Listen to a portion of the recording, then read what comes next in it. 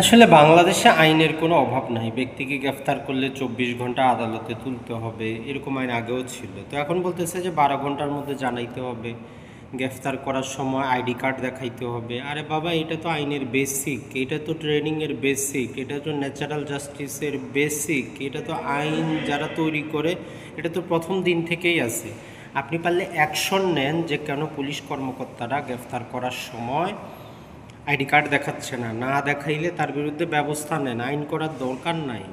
সংশোধন যদি করতে চান মৌলিক আপনাকে সংশোধন করতে হবে। এই সামান্য উপর দিয়ে রং করে একটু ভালো ডিজাইন করে হবে না, ফাউন্ডেশনটা চেঞ্জ করতে হবে, ট্রেনিং প্রসেসগুলো আপনাকে চেঞ্জ করতে হবে, থানার অবস্থাটা চেঞ্জ করতে হবে, থানাকে আপনাকে আরও সেবামূলক বানাইতে হবে। পাশাপাশি অপরাধ দমনের জন্য স্পেশাল ইউনিট রাখতে হবে, যেটা থানার ছাড়তেই থাকবে থানার প্রকৃত